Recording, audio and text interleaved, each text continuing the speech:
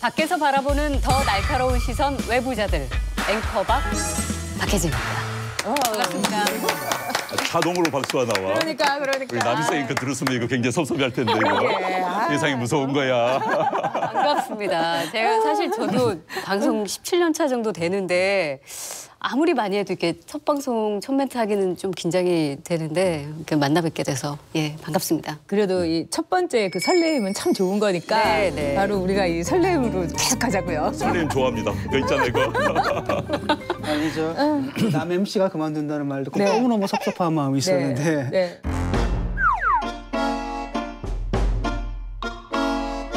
그 섭섭함이 싹 지워져. 돌변이라고 그래, 돌변. 아니 이게 어디로 갔어요? 적임자를 우리가 지금 만났다고 보는데 첫 번째 우리 이제 박 앵커께서는 한마디로 아웃사이더입니다. 진정한 의미 아웃사이더고요. 두 번째 외부자고요. 아웃사이더가 외부자지. 고스트리에다 꼭 번역을 해줘야 되는 거야? 그다음에 보도국의 간판인 9시 뉴스의 메인 앵커 출신이고요. 그리고 마지막으로 시사 예능계의 센터급 지성과 미모 그리고 인간미를 갖췄습니다. 인간미까지 보여준 적은 없는 것 같은데 저를 되게 깊이 아니 아시는 지성과 것 미모가 같아요. 있으면 인간미도 있어 보여요. 네, 고맙습니다. 아무튼 이렇게 또 반갑게 맞아주시니까 더 책임감 있게 열심히 하겠습니다. 근데 오늘 저 말고도 사실 뉴페이스가 한 사람 더 있죠. 아, 네. 그동안 저 자리에 수습사원들이 11분 다녀가셨다고 들었는데 그중에 가장 우수한 성적으로 합격한 신입 외부자입니다. 자, 먼저 이분의 최종 합격 사유부터 발표를 좀 할까 하는데 전효옥 작가님의 20자 평이 이렇게 나왔네요. 이 남자의 매력은 파이팅 넘치는 전투력과 스피릿. 저는 남자다운 남자를 좋아해요. 남자다운 남자. 괜히 뭐 아는 척하고 막 이렇게 깨작깨작거리고 그러지 않고 확실하게 하기 때문에. 남자다운 매력이 넘치는 분이다. 그러니까 이렇게 확실하게 자기 의사 표현을 하고 그런 점에서 상당히 의미 있는 우리의 패널이 될 수 있다. 전 그렇게 생각했어요. 네. 누구지 궁금합니다. 진중권 교수님은 간만에 찰떡호흡, 탄산수 화법으로 쏟아내는 최강 법 지식이 예술. 야, 왜 힌트를 너무 많이 드렸네. 여기 다 들어가 있네요. 네. 이 정도만 하면 이제 우리 시청자 여러분들께서 누군지 딱 얼굴이 떠오르실 겁니다. 이 쟁쟁한 경쟁자들을 물리치고 정규사원 자리를 꿰찬 새 외부자는 특기는 적폐 추적과 까발리기 그리고 경계 없는 지식과 초강력 팩트 폭격으로 물고 늘어지는 시사 호랑이라고 불리는 바로 본인이 얘기한 건 아니겠죠? 그러기엔 너무 기네요 앞에 시사가. 자, 그렇게 불리는 바로 이분입니다. 나와주세요.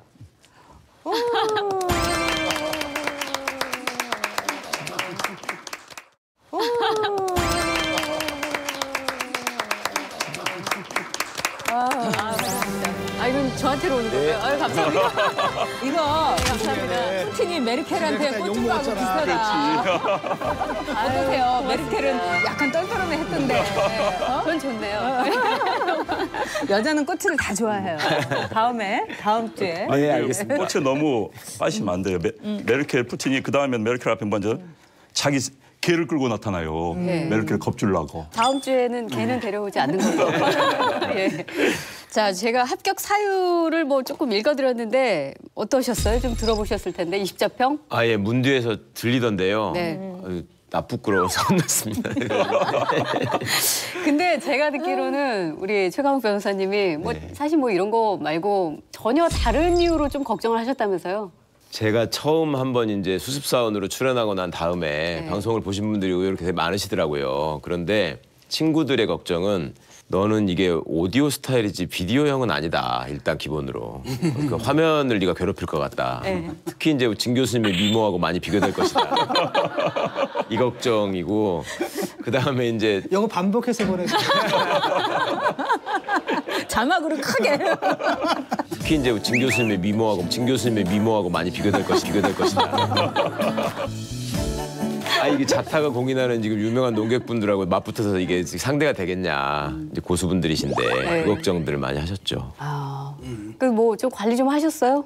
비디오형으로 되기 위해서? 제 처가 집에서 보고서 어느 날 끌고서 병원으로 데려갔어요.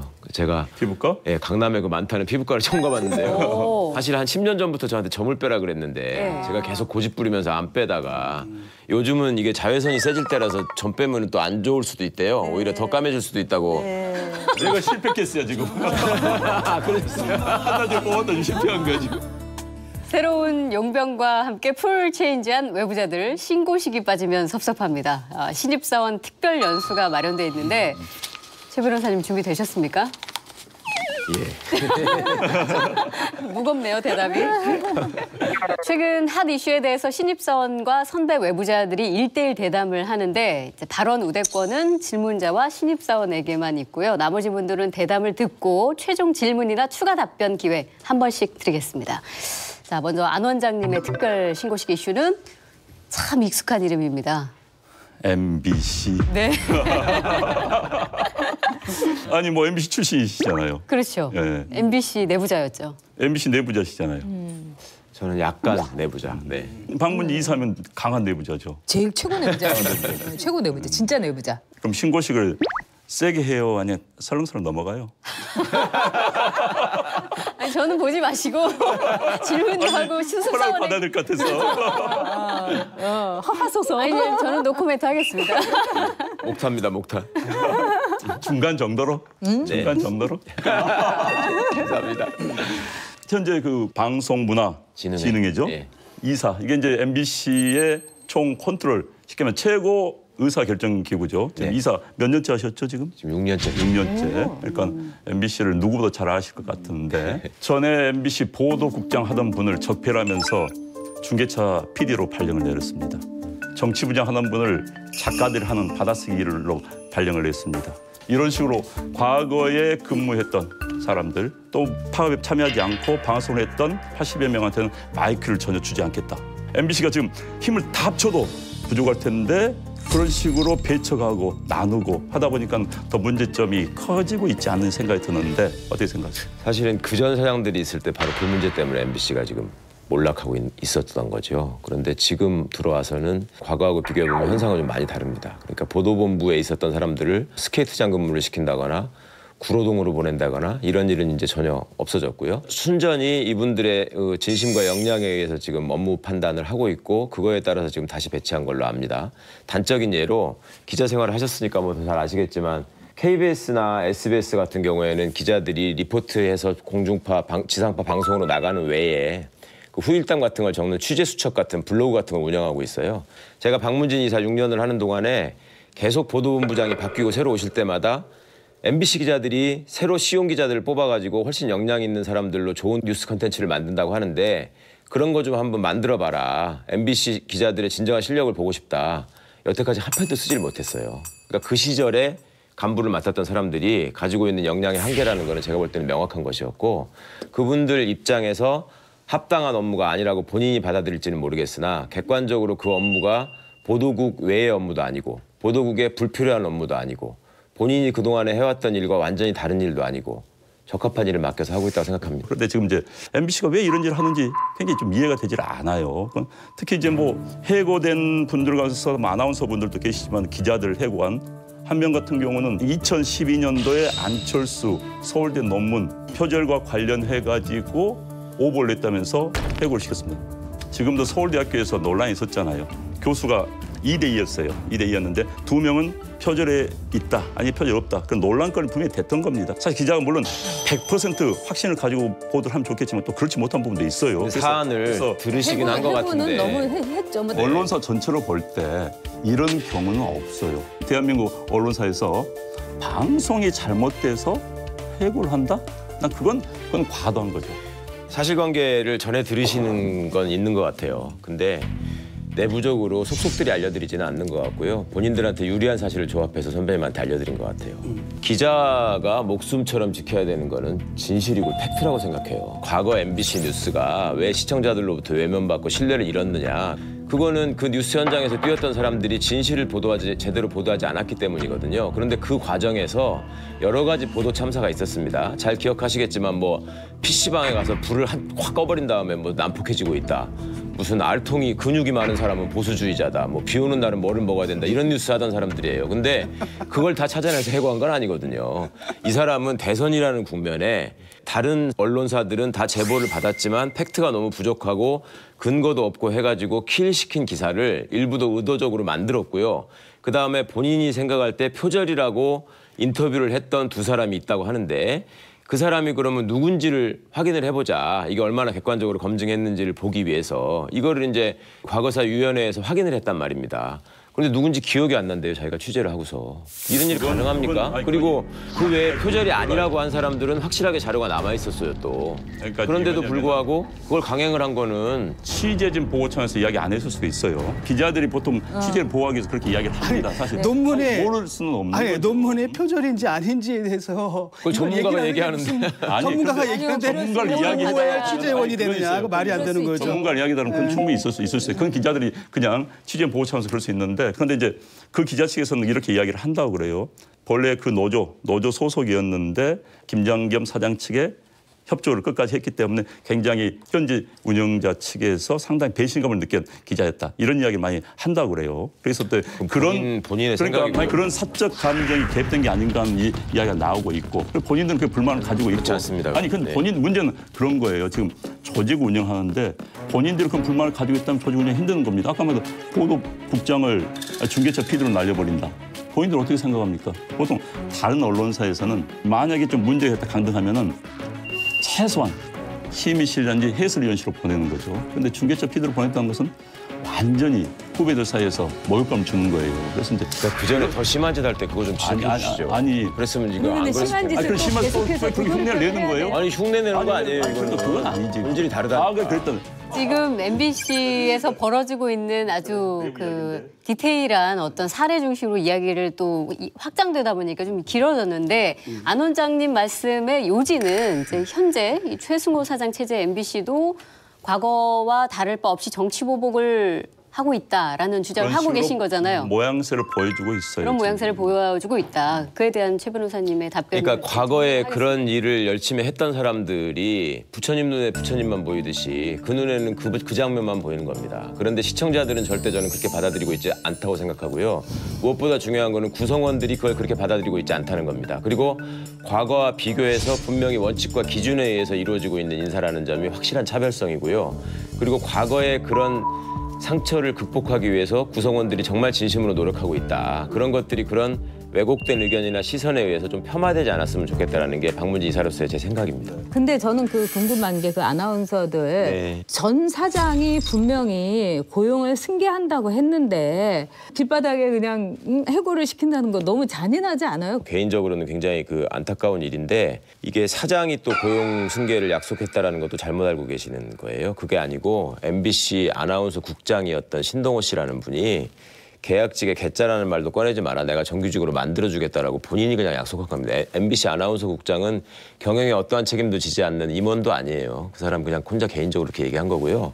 그 많은 아나운서들이 왜 들어갔냐면 우리 박 앵커 잘 아시겠지만 기존의 MBC의 기라성 같은 아나운서들을 다 배제시켰거든요. 방송을 못하도록.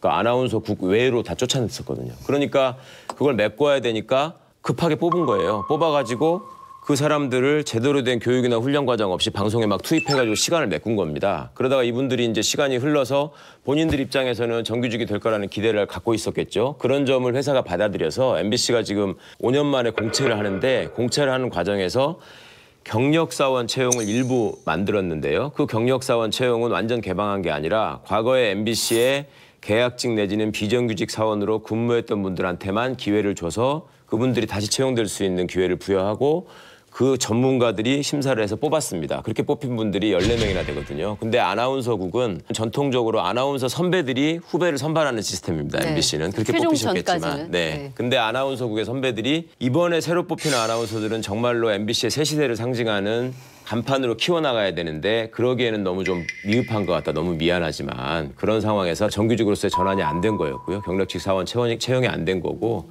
그중에서도 또 한 분은 붙었죠. 채용이 됐었고 그러니까 전체적으로 모양을 보시면 MBC가 과거의 상처를 과거의 방식으로 그냥 털어내려고 하는 게 아니라 이거를 그래도 원칙과 기준과 절차를 세워서 극복해가는 과정에서 개인적으로 이런 안타까운 일을 당하신 분들도 있긴 한데 그게 의도적으로 무슨 불법이나 부당에 개입한 건 아니었습니다. 네. 아, 소문대로 진짜 여기 화끈합니다. 이게 집에서 TV로 볼 때하고 여기 네. 와서 들을 때하고는 조금 느낌 다르네요. 더 현장이 재밌어요. 그러네요. 언제나. 네. 어느 순간에는 막 개입을 하고 싶기도 하고 아 이거는 내가 좀 신경 얘기 나오니까 막 참아야 될 아닌데 것 그게 같기도 아닌데.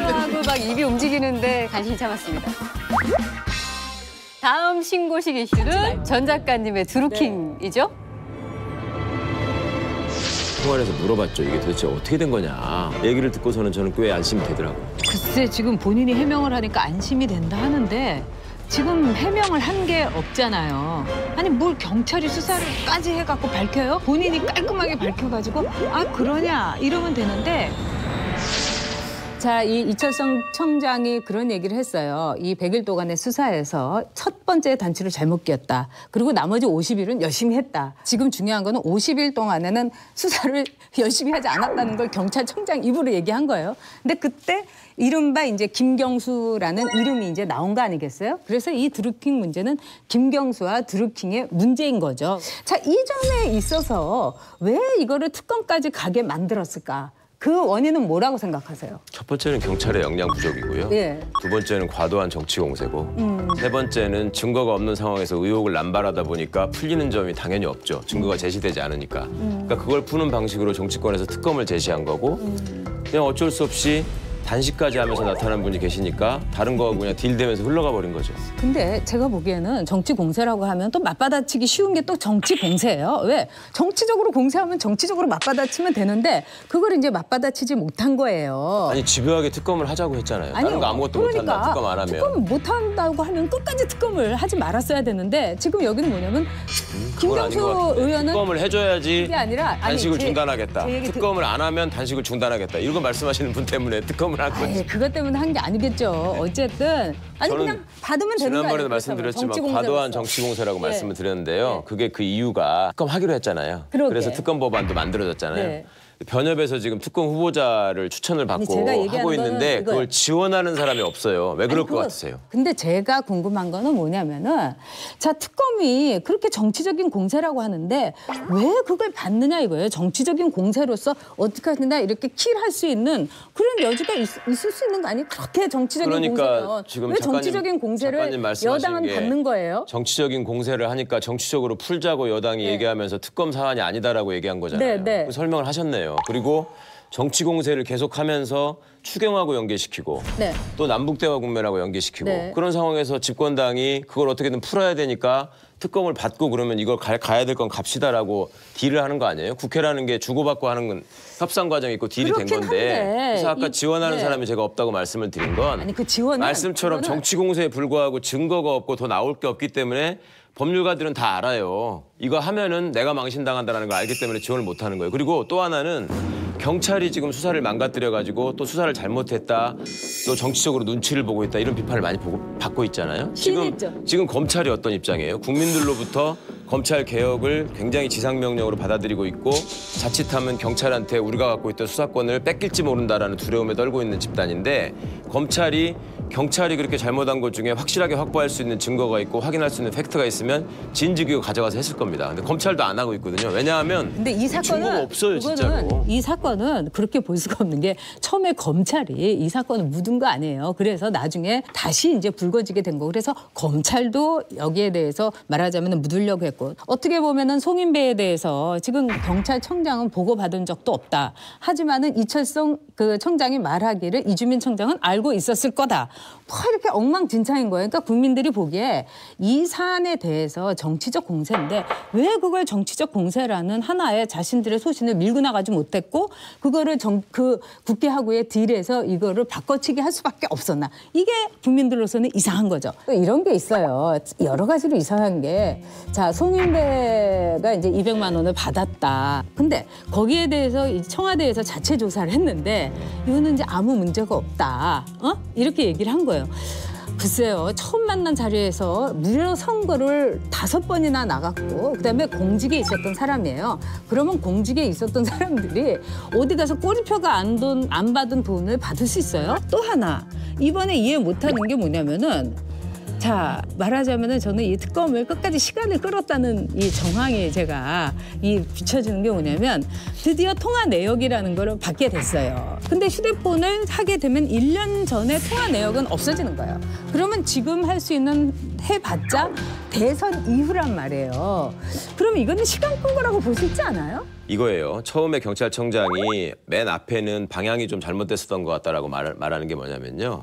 애초에 이 사안을 들여다봤던 경찰과 검찰은 이 사건이 이렇게 정치 공방으로 비화될 건 줄을 몰랐어요. 왜냐하면 그렇게 확인할 만한 증거가 없었기 때문이에요. 그리고 그런 주장을 하는 사람도 없었고 확인된 나오는 팩트도 없었기 때문이에요. 그런 거를 정치 공세의 장으로 끌고 간 사람들은 정치권이고요. 그러다 보니까 그 사람들이 요구하는 대로 지금 끌려가고 있는 게 경찰의 잘못이에요. 경찰은 원칙에 따라서 법에 따라서 수사를 해야 되는데 지금 여론과 정치의 눈치를 보면서 끌려가는 수사를 하기 때문에 계속 뒤통수를 맞고 있는 거예요. 그 문제가 하나 있고요. 두 번째는 송인배 씨 문제를 지금 말씀하셨는데요. 이 사람도 지금 당시에 돈 받을 때의 신분과 지금의 신분을 섞어서 지금 정치 공세를 하고 있다고 저는 보거든요. 현재는 청와대의 주요 간부 중에 한 사람이지만 네, 알아요. 그러니까 제 질문에만 답했어요. 그러니까 그 섞인 이유가 네. 공직자였던 사람이 어떻게 그런 행동을 할 수 아니 있냐 보통 이게 사람이라도 요지였죠. 꼬리표 안 달린 돈을 그냥 누가 100만 원을 사례비라고 주면은 그거 받겠어요. 더구나 그러니까 이게 20분 만나고 꼬리표라는 게 만나서 무슨 의미로 말씀하시는지 모르겠는데 원천 징수를 띄어야 된다는 거죠. 간담회, 그러니까 거기서 사례비라고 하면서 간담회 사례비라고 했잖아요. 그러면 그건 당연히 원천 징수를 띄어야 돼요. 진짜로 그거 많이 안 받아보신 것 같은데요. 원천 징수를 띄고 주는 데도 있고 그냥 돈을 주면은 제가 받아가지고 종합소득세 신고할 때 신고하는 경우도 있고 두 자신이 가지예요. 직접? 그거는. 그러니까 그거는 아니, 뭐냐면 근데- 띄고 주는 데는 어떠냐면 회계 전체가 공식적으로 이렇게 돼 있는 그런 데에서는 띄고 주고요. 그냥 자기들 동호회끼리 모여가지고 이렇게 해가지고 회비 모아서 모으는 데서는 그런 게 없어요. 그냥 현금을 줘요, 그냥. 검합이라 그래요. 일종의 그 내가 시간을 쓴 데에 대한 비용과 그다음 내가 거기까지 든 이동. 그런데 아마 그 전부터 근데 검합이라도 아니 그런데 사실은 그 아마 두 사람이 굉장히 잘 알고 있었던 관계 같아요. 이게 해도 되죠. 네, 이제 좀 하십시오. 정치적인 공세로 여러 얘기들을 뒤섞다 보니까 자꾸만 의혹이 보이시고 그러니까 뒤섞는다는 사진녀처럼 얘기를 되는 하지 거예요. 마시고 아니, 들어보세요. 팩트만 그러니까 왜 얘기하세요. 뒤섞었는지를 네. 설명한다니까요 지금. 자, 첫 번째 공직자인지 아닌지를 섞고 있어요. 두 번째 드루킹의 실체가 나중에 드러났는데 그거와 섞고 있어요. 사교 집단인 걸 알고 공직자가 가가지고 무책임하게 돈을 받았으면 이 사람은 당연히 수사를 받아야 되고 처벌받아야 되고 도덕적으로 비난받아야 됩니다. 당신은 드루킹이라는 사람은 친문 유권자들의 모임을 이끄는 건전한 지지자로서 자기를 포장하고 접근해 와가지고 우리가 사람들을 모아서 당신들의 선거를 돕겠다라고 온 사람이었어요. 그런 사람을 송인배라는 사람은 과거에 청와대에서 근무한 적은 있지만 여러 차례 말씀하신 것처럼 양산에서 경남 양산에서 선거에 여러 번 떨어지고 그냥 야인 신분으로 있었던 사람이에요. 이 사람이 자기가 좋아하는 정치인의 지지 모임에 자기가 불려서 간 거예요. 양산에서 서울까지 왔는데 그 사람한테 저희가 김경수 의원도 좋아하니 좀 만나게 해주셨으면 좋겠습니다. 국회의원실은 다 시민들한테 개방돼 있죠. 그러니까 송인배가 김경수하고 친한 후배니까 김경수의 친한 후배니까 찾아가서 만난 겁니다. 그리고 먼 데서 올라왔으니까 거마비를 100만 원을 준 거예요. 또 간담회를 하고 사례비로 100만 원을 준 거예요. 이거는 결코 이례적인 것도 아니고 이상한 것도 아니에요. 액수가 100만 원이 많다고 생각하실지 모르겠지만 적다고 생각하면 적은 돈이에요. 또 그다음에 이게 지금 사교 집단 같이 이상한 데서 했으면 안 갔어야 된다. 당연히 처음부터 이상한 사람들이 모여가지고 무슨 이렇게 쌀 쌓아놓고 그렇게 하고 있으면 안 갔겠죠. 그게 아니었고 당시에 가본 사람들은 예를 들어 노회찬 의원, 유시민 의원도 다 거기서 강연을 하셨어요. 그리고 그때 가보면 다 전문가들을 쭉 앉혔는데 이분은 회계사고 이분은 의사고 이분은 변호사고 이렇게 소개를 시킨다는 겁니다. 그렇게 해가지고 자기들의 신뢰를 증진시키고 그래서 우리가 당신들을 진심으로 돕고 있다. 이렇게 얘기를 했었고요. 그다음에 그런 우리가 그냥 허드렛 사람들로 모여있는 브로커 집단이 아니라는 걸 보여주기 위해서 누가 오면은 반드시 살해를 했다는 거예요. 10만 원이건 50만 원이건 100만 원이건. 그랬기 때문에 그런 걸 지금 와서 정치적으로 조합을 해서 보다 보니까 이게 지금 굉장히 다 이상하게 보인다고 느끼시는 거고 그런 점들을 지적하시는 건데 그런 점들을 정치하는 사람이니까 또 지적받아도 마땅하다고 생각해요. 그리고 그런데 그 사람들이 해명을 했으면 그거는 그 상황과 맞춰서 객관적으로 검증을 하시고 이해를 하셔야지 지금 상황과 다시 섞으면 안 된다는 말씀을 제가 자꾸 드리는 거고요. 예, 예. 그다음에 또 마지막으로 제가 따로 얘기할게요. 하나만 더 말씀드릴게요. 자, 이런 식으로 이런 의혹을 자꾸 몰고 가다 보면 과거에 우리 과거 집권당 출신 의원들이 일본 자유대 창립 기념일에 초청받아가지고 갔다 온 분들이 있죠. 그걸 가지고 거기 가가지고 얻어먹고 일본 사람들하고 같이 사진 찍고 축하하고 왔으니까 너를 친입하고 대대로 일본을 위해서 충성했고 앞으로도 일본을 위한 정책만 할 것이고 너는 우리 국회에서 추방해야 된다. 그리고 이런 점에 대해서 무슨 커넥션이 있는지 수사해야 된다. 그거 특검하자고 한 적 있어요, 정치권에서? 그러니까 그런 문제하고 그러니까 문제를 따지기 만들어내서 따지기 시작하면 정치 공세라는 건 그야말로 정치 공세이기 때문에 한이 없어요, 이거는. 그런데 이 말만 또 다른 타진으로 만드시면 안 된다고요. 그런데 이제 아까 말한 것 그렇게 건전한 문 지자리라면은 왜 몰랐다고 했을까요? 김경수 의원이 왜 그렇게 모른 체하고 나는 전혀 개입도 안 됐고 이런 식으로 이야기했을지. 그리고 송인배 이 양반도 왜 이제 와서 나타난 건지. 아마 혹시 이제 수사가 자기가 올 수도 있다는 생각에서 이제 미리 까지 않았을까 하는 생각도 들어요. 왜 아무 이제 일 와서 아니라고 생각했는데 왜 자기가 이제 와서. 청와대에 있으니까 그러니까. 혹시 누가 될까 봐 먼저 얘기를 한 거죠. 그 전에는 네. 왜 안 했을까? 이 드루킹 사건이. 아니 자기가 청와대에 근무하니까 혹시 이 문제에 연루돼가지고 이번에까지 지금 이 사건이 수사한 지 한 달 넘었어요. 왜 자꾸 이제 우리가 의혹을 살 수밖에 없는 게 김경수 의원이 처음부터 첫 단추를 잘못 묶은 거지. 아니 모른다, 관계없다 이렇게 하니까는 그런데 계속 까고 나오는데 드루킹이 본인이 이제 까고 나오면서 더 까면은 무서운 일도 있을 수 있다 하니까는 의혹 안 갈 수가 없잖아요. 그러니까 그 의혹의 근거라는 게 뭐냐고요. 지금 보세요. 구속돼 있는 피의자가 검찰을 찾아가서 딜을 제안하고 특정 언론사에다가 편지를 써서 보내고 그 내용도 전혀 검증되지 않고 보십시오. 내가 이걸 시연해 보이니까 아니 이걸 할까요라고 하니까 적극적으로 하라고 한 것도 아니고 고개를 끄덕여 보였다. 검증할 수 없는 얘기거든요. 그다음에 돈을 나한테 주길래 받아서 피자를 사 먹었다. 현금으로 주더라. 역시 검증할 수 없는 얘기거든요. 그러니까 선수들이 보기에는 정말로 택도 없는 정치 브로커가 어떻게 한번 이번 정권에 빌붙어가지고 뭘 해보려고 자신의 정체를 숨기고 이권에 개입해서 해보려고 하다가 본인들의 요구를 뜻대로 안 받아주니까 이제 억지로 걸고 넘어지고 있는 거예요. 근데 그런 상황에서 야당이 지금 이걸 정치 쟁점으로 삼아가지고 대통령의 최측근이라는 사람들이 몇몇 등장할 것 같으니까 이걸 막 키우고 있는 거죠. 그렇다 보니 걷잡을 수 없이 자꾸 퍼져가고 있는 것이고 두고 보십시오. 제가 이제 특검이 어차피 시작이 돼서 수사를 할 거니까 지금 제기하신 의혹들을 특검은 짚어낼 수밖에 없을 거예요. 그런데 지금 이미 이런 쟁점들이 다 나오고 있는 상황에서 왜 검찰이 가만히 있고 법률가들이 특검을 지원하지 않는지 그거는 제가 객관적인 판단의 근거로 좀 한번 감안해 보시라고 말씀을 드리는 거죠. 네, 마지막은 진 교수님 차례시죠. 특별 신고식 마지막 이슈 뭘로 정하셨나요? 예, 방탄국회로 정했습니다. 혹시나 했는데 네. 역시나였습니다. 21일에 자유한국당 홍문종, 염동열 의원의 체포 동의안이 이제 국회에서 표결에 붙여졌는데 부결이 돼버렸어요. 네. 문제가 되는 건 뭐냐? 이 부결되기 위해서는 집권 여당인 민주당의 표가 필요했다는 겁니다. 그렇죠. 원내대표께서는 20표 정도가 얘기를 하시는데 제가 대충 계산해 보니까 모자라도 30표예요. 많으면 그렇죠. 네. 45표 정도. 네. 그러니까 민주당 의원들 중에 한 3분의 1 정도가 자기 동료 의원들 감싸는데 동원됐다는 걸 볼 수가 있는 거죠. 과연 이래도 되는가? 이런 문제입니다. 저한테 물어보신 거죠? 예. 네.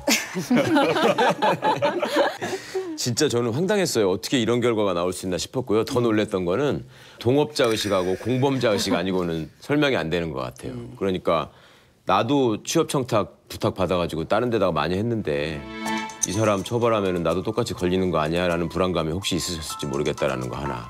그다음에 같은 국회의원들끼리 뭐 가족 얘기도 하고 막 눈물로 호소를 하셨다더만 거기에 끌려서 인정상 또 가신 분도 있는 것 같고. 그다음에 세 번째가 좀 제일 우려되는 지점인 것 같은데 원내대표 선거가 끝난 지가 얼마 안 되니까 그 앙금이 남아가지고 또 이탈표가 생긴 거 아닌가 진단하시는 분들도 일부 있더라고요. 만약에 그런 거라면 이거는 집권당으로서의 정말 심각한 문제인 거죠. 네. 뭐 말로만 적폐청산 얘기하면서 자기들끼리 이 문제도 해결하지 못하면서 뭘 하겠다는 겁니까? 그거 더 나쁘다. 네, 그런 것 같아요. 이게 사실 그렇게 논리를 세울 수도 있잖아요. 예를 들어가지고 수사라는 것은 불구속 수사가 뭐 원칙이다. 네. 뭐 그런 관점에서 옹호를 한다면 오케이, 그럼 신용으로 봐줄 수 있는데 아니 지난번 대선에 뭡니까 그 경선에서 앙금이 남아가지고 이렇게 했다. 이거는 정말 아니죠. 더 나쁜 거죠. 만약에 그렇다면 정말 그건 나쁜 것 같아요. 그러니까 국회에서 이렇게 국회의원으로서 일하고 있을 때 제일 하기 싫은 게 이런 투표일 거예요. 저는 모든 국회 그러시겠네요. 네. 그러나 이것보다도 더 문제는 대부분의 이제 이런 것들이 부결이 돼요. 이제까지 전례를 보면. 그럼 또 그걸 갖고 너무너무 기쁘다고 하면서 막 악수하고 막 돌아다니고 막 이런 모습을 때 우리 국민들이 느끼던 그 낭패감, 이건 이루 말할 수가 없는 거죠. 이거보다도 못한 정말 편의점에서 우유 한 병 이렇게 훔쳐도 구속되고 이런 이제 각박한 상황에서 이게 있을 수가 있겠는가. 그래서 저는 이걸 갖고 기명으로 하고 무기명으로 하면은 안 된다, 이걸 떠나서 이제부터의 세상은 이런 거 필요 없어요.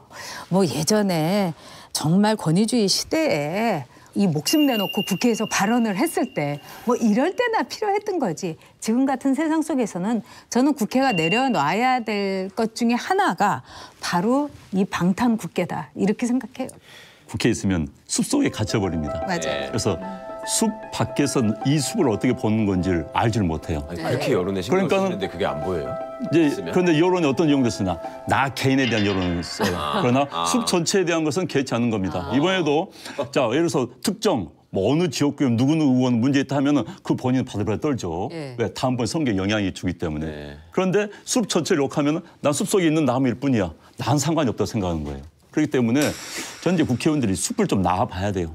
국민들 반응은 그러니까. 진짜 정말 그 안에서는 우리가 남이가 금배지 동질감, 배신감 좀 느끼게 되는 부분인 거죠. 근데 만약에 이번 경우처럼 이게 체포동의안이 부결됐으니까 그러면 권성동 의원 체포동의안은 어떻게 될 것으로 예상하세요? 그러니까 제가 어떤 영향을 미칠까요? 지금 안 원장님 말씀을 들어보니까 일단은 기명투표를 진짜로 도입해야 되겠구나. 그래야지 나무들이 나무라고 스스로 자각을 하겠구나 싶은 생각이 하나 먼저 들었고요.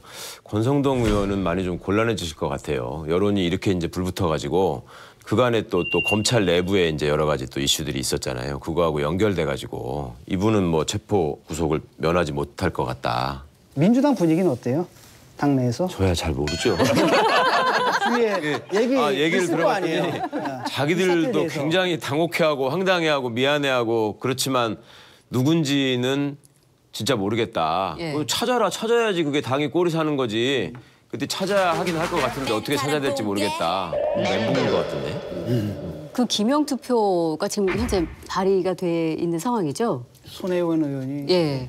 그리고 이제 국민 입장에서 예를 들어 무기명 투표가 익명성 뒤에 숨어서 국민에게 책임을 지지 않으려는 속내가 있는 거 아니냐, 이런 질문을 한다면 어떻게 대답할 수 있을까요? 이제 기명, 무기명 별 의미는 없어요.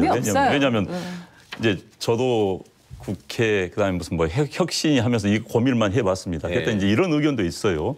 이제 기명으로 하면 오히려 그 의원하고 친하기 때문에 그 눈치를 보지 않을까. 그럴 수도 있겠다. 예를 들어서 우리 최 변호사가 이제 국회에 문제가 됐어. 나하고 친해. 그럼 무기명이면은 그래 가기를 시키는데 아니까는 또 내일 얼굴 볼 수도 있고 앞으로 얼굴 볼 텐데 어떻게, 이 고민도 생길 수 있다는 거예요. 그래서 그때도 이제 그런 논란이 있었는데 근본적으로 국회의원들의 불체포 특권에서 한번 쇄신을 해야 되는 거예요. 그런데 지난번에 국회에서 국회의원 특권 내려놓기 무슨 위원회가 만들어 놓고 지금 아무 일도 안 하고 있어요. 지금 2년째 놀고 있습니다. 이 위원회 자체가. 그러니까 국회의원들이 그런 위원회 만들 때는 이제 국회가 시작할 때는 항상 새로운 국회가 시작하면 의욕으로 만듭니다. 각 정당도 마찬가지예요. 각 정당에서 민주당이니 한국당 다 혁신이 만들어서 안을 엄청나게 내놔요. 그 안 중에 하나가 항상 불체포 특권 문제입니다. 그리고 나름대로 내놔요. 그러나 그게 통과된 건 난 본 적이 없어요. 이게 현실이에요. 그러니까 그 문제 때문에 선진국에서는 기명투표를 하는 경우가 대부분이잖아요. 그리고 이제 지금 작가님 말씀처럼 아예 불체포 특권을 인정하지 않는 국가들도 많고, 또 인정한다고 하더라도 특정한 범죄에 대해서, 그러니까 국회 발언이나 정책 결정에 영향을 미칠 수 있는 범위만 한정해서 하는 경우가 또 많고, 그러니까 근본적으로는 이게 저희가 그냥 누구 뽑으려고 선거 때 투표하는 것과 국회의원분들이 표결하는 것과 다른 것이 이제 대의제 민주주의의 핵심이고 입법기관으로서 유권자들을 대표하는 분들이기 때문에 그걸 유권자들이 이분이 우리를 대신해서 어떤 의사결정을 하고 있는지를 알아야 된다는 측면에서 이제 기명투표 얘기는 나오는 것이고, 전 작가님 말씀처럼 아예 그것도 필요 없다, 없애버리자 특권을, 이 부분도 국민적인 공감대는 상당히 있는 것 같아요. 수임 번호 716, 이명박 전 대통령의 재판이 본격 진행 중입니다. 여러분 이거 다 거짓말인 거 아시죠?를 외쳤던 이 전 대통령 기억하시죠? 법정에서도 이건 거짓말이다를 반복하면서 혐의를 전면 부인했습니다. 뭐 이번 사건은 결국 이제 시작도 다스고요, 끝도 예. 다스입니다. 쉽게 말하면 다스의 실소유주가 누구냐에 따라서 가장 중요한 혐의들이 결정이 되고 있습니다. 그런데 법정에서 이제 검찰이 증거를 설명할 때 이명박 전 대통령이 이건 아닌데 뭐 거짓말인데라는 말을 그래서 상당히 지금 쿨한 척하고 있는데 제 상식으로 도저히 이해할 수 없는 것이 다스 소유권입니다. 1985년 제 형님과 처남이 회사를 만들어 현대자동차 부품 국산화 사업에 참여하게 되었습니다. 라고 해서 사실 소유를 갖다가 처남과 형님 것으로 딱 못 박았습니다. 이건 이제 혐의를 이제 피해가겠다라는 거겠죠. 기존의 주장을 반복하신 거죠. 제가 볼 때는 이제 이번에 그 이명박 대통령이 이 자신에 대한 정치 보복이다 이걸 하면서 삼성한테서 사면 대가로 뇌물을 받았다는 거는 굉장한 모욕이다. 이거는 평창 올림픽에 대해서 많은 역할을 해달라는 그런 뜻으로 사면을 한 거다. 이제 이렇게 얘기를 하고 있는데 이 점은 아마 경찰하고 이명박 대통령이 앞으로 기본적인 증거라든가 또는 이런 걸 갖고 굉장히 치열하게 다툴 부분이다. 네. 이렇게 봅니다. 그리고 본인이 이렇게 발언한 그 배경은 뭔가 이것도 한번 주의 깊게 우리가 살펴볼 필요가 있겠죠. 저는 그 어머님 언급한 그 모두 진술을 낭독하는 부분이 되게 인상적이었어요. 그러니까 학교에 가지 못하고 거리에서 행상하던 시절 어머니는 저에게 늘 말씀하셨습니다. 지금은 어렵지만 참고 견디면 반드시 좋은 날이 올 것이다. 이 다음에 네가 잘 되면 너처럼 어려운 아이들을 도와야 한다.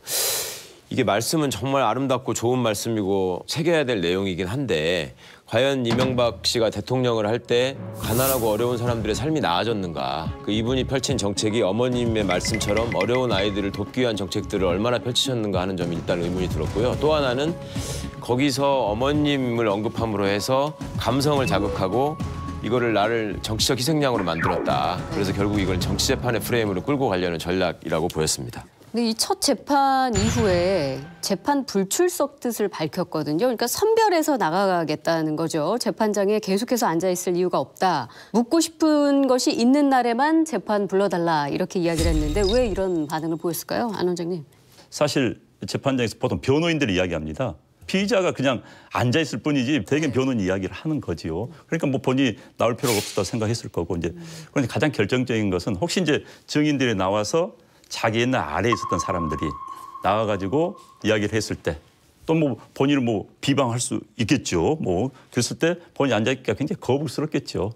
그런 뭐 이유 이런저런 이유 때문에 아마 안 나오게 타지 않을까 싶어요. 근데 한 말씀만 보태자면 예. 재판장이 필요로 하면 나를 불러라. 내가 필요할 때만 나가겠다 이렇게 말을 했는데 그런 경우는 없는 거예요. 그것도 자체도 좀 나한테 특권을 부여해달라는 얘기인데 예. 피고인 측에 특별한 사정이 있어야 돼요. 예. 그건 뭐 많이 아프거나 그다음에 뭐 박근혜 씨처럼 죽어도 안 나오겠다고 버틴기면 그거를 뭐 강제로 드러내서까지 재판할 건 아니니까 나중에 이제 판단해서 결정을 하겠지만 일단 피고인이 먼저 재판장한테 나 나가고 싶을 때 나갈 테니까 필요하면 얘기해 이런 경우는 처음 봤어요 정말.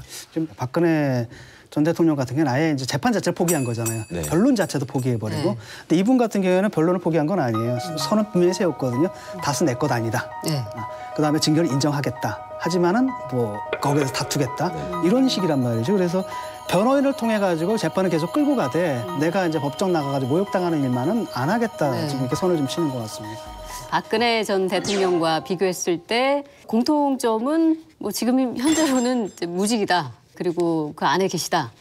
그 외에 다른 점은 뭐가 있을까요?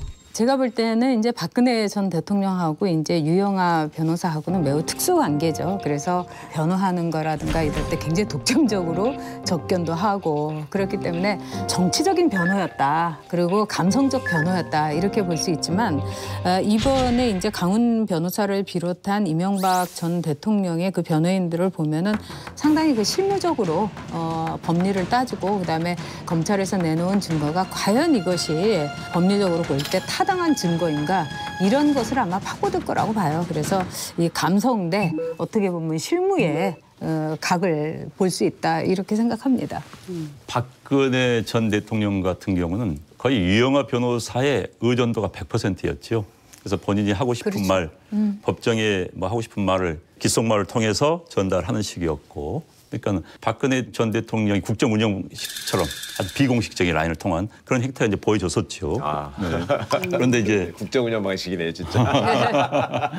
그런데 이제 이명박 전 대통령을 어찌됐든지 다 알려진 변호사를 썼죠. 뭐 강원 변호사라고, 최병국 변호사, 옛날 국회의원 했던 분, 뭐 이런 분들 맞아요. 동원해서 뒤에 계시더라고요. 네. 나름대로 이제 구성을 했고, 네. 그다음에 이제 박근혜 대통령은 첫 번째 법정 입을 열기까지 5달이 걸렸습니다.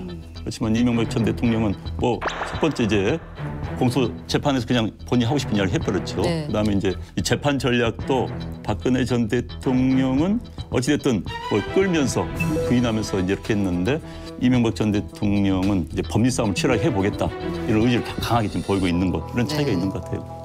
저는 그런 생각이 들었어요. 지금 원장님 말씀 들으니까 되게 재밌었는데 공통점은 두 분 다 이 재판을 정치 재판으로 지금 몰고 가려는 의도를 명백하게 드러내고 있는 것이고 정치 탄압이라는 프레임으로 지금 바꾸려고 노력을 하시는 거죠. 근데 차이가 생기는 지점은 저기 유영하 변호사는 박근혜 피고인에게 귓속말을 통해서 열성 지지자들의 현재 상황과 그 의지들을 많이 전달하고 계셨다는 게 여러 군데에서 포착이 됐었잖아요. 태블릿 PC에 집착하는 것도 여전하고 그러니까 고정 열성 지지층이 있는 사람은 법정에 나와가지고 자 지지자들이여 나를 바라봐라. 나의 이 가련한 모습을 바라봐라.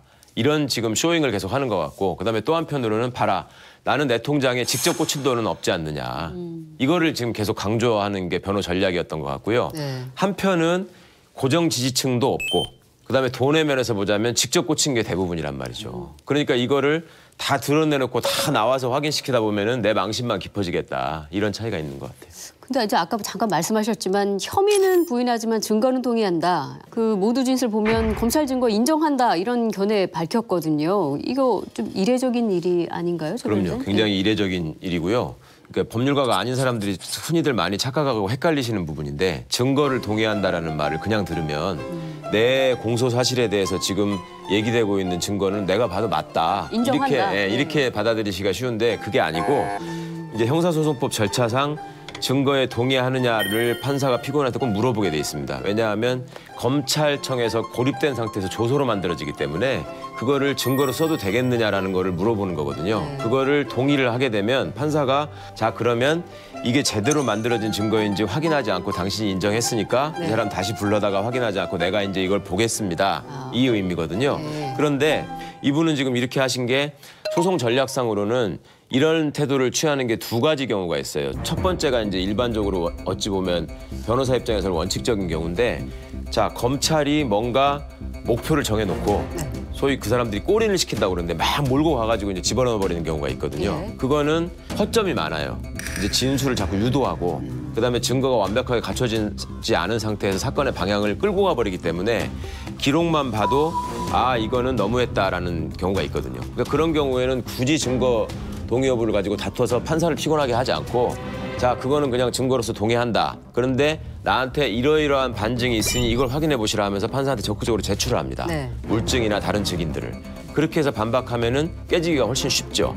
그런데 지금 이 양반은 그런 경우는 아닌 것 같아요. 지금 다 측근 또 본인 입장에서는 믿었다고 생각하는 분들이 어떤 분들은 다 자수를 해버리고 낱낱이 다 가서 지금 고백을 해버린 상황이기 때문에 그만큼 그분들하고 논박에서 이길 자신이 없기 때문에 마주치지 않는 게 차라리 나한테 낫겠다 생각하는 게 논리적인 것 같아요.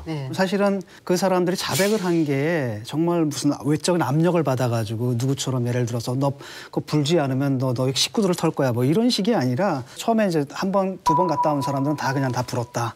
그다음에 버틸 만큼 버텼는데 그 팩트 앞에서 내가 손을 들 수밖에 없었다라고 보통 조사받고 와서 얘기를 했잖아요. 그러니까 증거가 너무나 분명하다는 겁니다. 근데 이 부분을 갖다 이제 이명박 전 대통령 같은 게 인정할 수가 없었던 거죠. 그래서 뭐라고 얘기를 하냐면은 아 측근들이 지금 저들한테 정적 탄압을 받아서 억압을 받아다가 허위 진술을 했고 내 쿨한 내 대통령이 그들의 그 어려운 처지를 알면서도 추궁할 수 있겠느냐 뭐 이런 식으로 해가지고 자기가 오히려 더 쿨하다라는 쪽으로 이렇게 그리고 프레임을 말한 짜나가는 것 사람이 같아요. 마치 치사한 배신자인 것처럼. 치사한 배신자인 것처럼 그렇게 만들어가는 거죠. 그 얘기만 들으면 굉장히 그 측근들의 애정이 남다르게 느껴지는 것 같은데 그 40년직이죠. 금고직이 김백준 전 기획관에 대해서는 이게 건강 상태를 다시 확인해달라. 잘 기억을 못해서 사실과 다르게 진술했을 수 있다. 이런 얘기를 했거든요. 그렇죠. 이제 김백준 씨의 진술이 상당히 결정적인 진술이었거든요. 그 삼성의 다스 소송비 대납과 관련해서 자기가 이제 2009년에 이학수 당시 삼성 부회장을 청와대로 데려와가지고 대통령과 면담을 시켰다라고 진술을 했거든요. 있거든요. 근데 이제 여기에 대해서도 이 사람이 쿨하게 이제 이분이 김 전 기획관을 가능한 보여주고 싶은 심정이다라고 하면서 딱 한 게 치매 가능성. 혹시 치매가 아닌가라고 해가지고 병원에서 좀 알아봐달라는 요청을 한 걸로 알고 있습니다. 예. 그러니까 이거는 진술의 신빙성을 좀 흠집내려는 그렇죠. 의도라고 봐야 되는 증거법적으로는 이 양반은 치매 상태에서 진술한 거니까 제정신으로 진술한 게 아니니까 이 사실이 인정하면 안 된다. 이 말을 지금 이렇게 막고서 하고 계시는 거고요. 또 하나는 김백준 씨 진술이 피고인 이명박의 입장에서는 가장 아픈 진술이죠. 그러니까 과거에 기업인 시절부터 정치인 시절, 대통령 시절을 다 꿰뚫고 알고 있는 분이잖아요. 예. 그러니까 마지막으로 취할 수 있는 전략이 예정을 자극하는 러브콜이라고 저는 생각해요. 그러니까 나는 당신이 이렇게까지는 안 했을 거라고 생각해. 혹시 아파서 그런 거 아니야? 법정에 나와가지고 손 들고서 내가 아파서 그랬다고 좀 얘기해줘. 예. 이런 사인 외에는 아무 의미가 없는 것 같아요. 최 변호사님처럼 그렇게 부드럽게? 네. 궁금한 거는 정말로 그럴 수도 있잖아요. 왜냐하면 나이가 드신 분들은 가벼운 치매, 경증 치매 같은 것 네. 있을 수도 있거든요. 네네. 만에 하나 그러면 치매라고 확인이 됐다고 해보자고요. 네네. 그런데 그것만으로 이분의 진술이 전부 다 부인되거나 신빙이 없어지는 건 아니고 아, 그런가요? 검찰 조사 당시에 치매여서 이 진술 자체가 전부 다 날아간다. 예. 요거까지 입증을 다 해야 되는 거라서 이게 쉬운 문제가 아닙니다. 자, 검찰과 변호인단의 팽팽한 신경전이 계속되고 있는데 이 전 대통령 재판은 이제 앞으로 어떻게 흘러가게 될까요? 핵심 쟁점은 역시 다스 실소유주죠. 이게 만약에 무너지게 되면 검찰의 모든 기소 내용은 다 무너지거든요. 뭐 배임이니 횡령이니 뇌물이니 이런 것들 결국은 다 다스 실소유주에서 이제 나오는 문제라는 거죠. 그래서 형식적으로는 형님하고 이제 처남으로 돼 있었던 거잖아요. 그러니까 그 선에서 방어가 가능하다고 보는 것 같아요. 근데 이번에 이명박 측 변호인들이 주장하기를 뭐 검찰이 준 자료가 너무 많아가지고 복사하는 데만 3천만 원이 들었다. 이미 이제 검찰들이 수많은 그 자료들, 증거들, 그리고 증인들을 통해 가지고 빼도 박도 못하게 증거를 확보했기 때문에 과연 이제 이게 가망이 있을까 이런 생각이 좀 드네요. 제가 보기에도 다스 부분이 첫 쟁점으로 돼가지고 재판에서 등장하면 검찰한테 굉장히 유리한 상황이에요. 네. 그러니까 이명박 변호인들의 전략은 이걸 제일 뒤로 빼는 게 오히려 유리할 것이고 그렇게 하려고 할 겁니다. 그런데 이거는 검찰과 변호인의 의견을 듣긴 하지만 결과적으로는 재판부가 정하는 거거든요. 그게 이제 소송지휘권의 일부이기 때문에 재판부가 보기에 좀 뭐랄까 간략한 쟁점부터 나는 하겠다. 아니면은 주요 쟁점부터 한 다음에 부수적인 쟁점들을 풀어나가는 식으로 하겠다. 이거는 재판장이 정할 일이고요. 아무래도 객관적으로 보기에는 그래도 다스부터 시작하는 게 논리적이 될 것 같습니다. 왜냐하면 이 부의 시작이 다스로부터 비롯되기 때문에. 근데 뭐 4대강 비리나 자원외교 비리 이런 추가 기소 가능성에 대해서는 어떻게 보세요? 그렇죠. 검찰도 이제 쭉 가다가 예를 들면 피고인 쪽에서 자꾸만 시간을 끌고 발목 잡기 전략으로 나오면 다른 카드를 또 제시할 수 있는 거거든요. 그리고 지금 모든 혐의가 지금 다 지금 수사가 돼가지고 그 완료돼서 이분이 기소된 게 아니기 때문에 더 큰 비리들이 많이 있기 때문에 그런 것들을 통해서 또 추가 기소를 하는 것도 검찰의 전략이 될 수 있겠죠. 그러니까 1심의 최장 구속 기한. 1심 이제 구속 기한이 10월 9일이에요. 10월 9일인데 어찌 됐든 주 2에 이제 재판을 기한을 좀 늘리면은 횟수를 늘리면은 아마 8월 말이나 9월 초쯤에는 1심 결과가 나오지 않을까 싶네요. 근데 이제 뭐 불출석하겠다 또 이런 발언을 했기 때문에 그렇게 되면은 오히려 박근혜 대통령 때는 검찰 증거를 불인정했기 때문에 일일이 증인들 한 명씩 불러다가 듣고 이 변호사가 그 말이 맞느냐 묵하는 게 굉장히 길어졌어요. 그런데 이번에 그 절차 생략될 수 있기 때문에 굉장히 속도가 좀 빨라질 것 같습니다.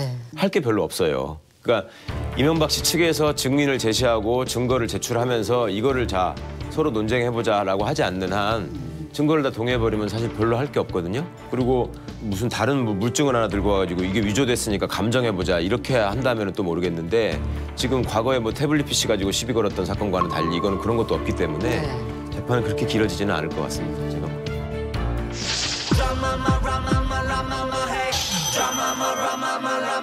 I've decided to terminate the planned summit in Singapore on June 12th.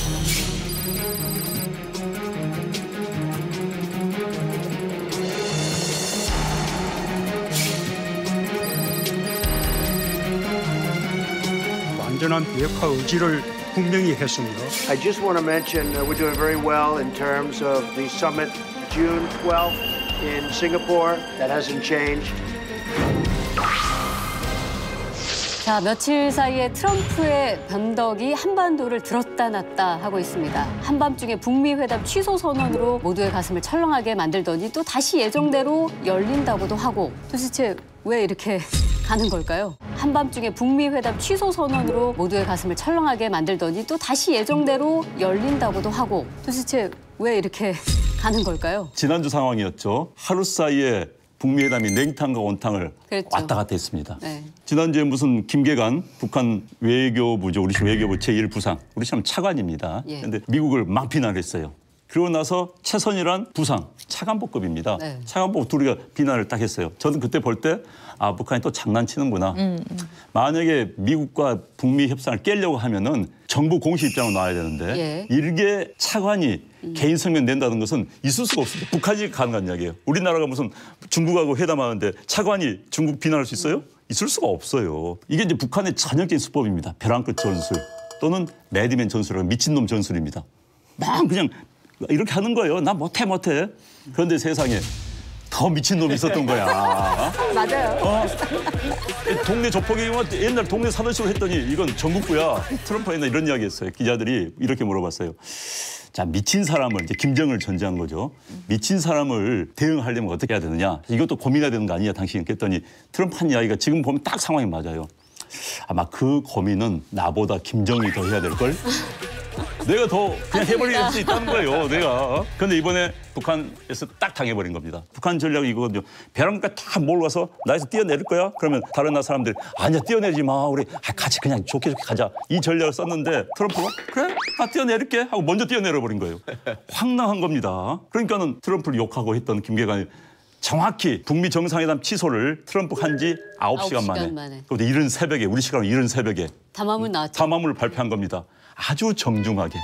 우리 꼭 그건 아니고 우리가 뭐 최선희가 욕했는데 그게 얘의 반발이야. 그 정도는 이해해줘야지. 그리고 우리가 당신이 말했던 우리 높이 평가하고 있어. 당신이 뭐 트럼프식 해법이라 이야기하는데 우리 지금 높이 평가하고 있어. 게다가 이 말은 위임을 받아. 북한에서 위임을 해줬으니까 누구예요? 김정은이에요. 김정은의 생각이 이제 반영이 됐다는 거예요. 네. 저는 이제 이번 건을 저는 이렇게 봅니다. 김계관의 장난이었다고 봐요. 왜냐하면 김계관이 2004년부터 2008년 사이에 육자회담의 대표였어요. 그때 끈질기게 끌면서 살라미 전술. 그러니까 잘라가지고 보상하고 잘라 이게 대가입니다. 협상이 대가예요. 그러니까 43년생이니까 우리 시골 75세, 76세입니다. 평생을 그거 해온 사람이에요. 그런데 아마 김정은이 이제 중국 갔다 오고 하면서 김정은이 약간 고민할 때 미국한테 이렇게 밀고 나가잖아. 김계관이 아마 그렇게 쳤을 가능성이 높다고 봐요. 그런데 김정은 입장에 보면 엄마 네 말대로 했더니 자식 그게 아니잖아. 뭐 내 입장 보면 굉장히 난처하겠는데 고개 숙여 들어가야 되잖아. 이렇게 돼버린 거예요. 그러니까 사실 북한의 전유물이라고 여겨졌던 벼랑 끝 전술을 먼저 해버린 거예요. 트럼프가 그런데 이제 이건 거죠. 북한이 트럼프에 대해 연구가 덜 했던 거지. 트럼프가 거래 본이 The Art of the Deal이라는 책을 썼어요. 거기 보면은 언제든지 협상장을 박치고 나간다. 이건 협상의 전략입니다. 그런데 이제 트럼프가 이번에 이제 본인이 사안을 쓰지 않습니까? 김정은에게 아주 정중하게 써요. 김정은 위원장님. 근데 이 문장을 정확히 보면은 부동산 거래업자들이 쓴 문장 다 그대로예요. 김정은 위원장님, 난 당신을 좋아하고 존경한다. 당신과 좋은 거래가 있기를 난 참 기대를 했다. 그런데 당신 측에 보니까 이런 불만이 있는 것 같더라. 당신이 그런 불만이 있다고 하니까는 난 협상을 못할 것 같다. 나 우리 만나지 말자. 그러나 이 협상은 당신한테 굉장히 이로울 거라는 건 내가 이야기를 하고 싶다. 그러니까 당신이 나한테 이 협상을 다시 하고 싶으면은 편지나 전화로 언제든지 연락을 해라. 내가 기꺼이 받겠다. 안 원장님 철학과 오래 하셔서 그런지 리딩이 감정이 입이 좀 되는데요. 그렇게 이야기를 이제 해준 거예요. 예. 그러니까 협상 깨겠다는 의도는 아니지. 그러면서 이제 속도선 이 건방진 자식 너 한번 당해볼래? 하지만 이제 부동산 업자답게 협상 깨고 싶지 않은 거지. 요번에 이제 협상을 사는 요것도 뭐냐면 한편으로는 이제 길들이기라는 측면도 있죠. 그러니까 트럼프 정말 미친놈인데 더 미친놈이 해가지고 맛을 보여줬다는 그런 측면도 있지만 또 하나는 뭐냐면 트럼프도 사실 쫄았던 측면이 있어요. 왜냐?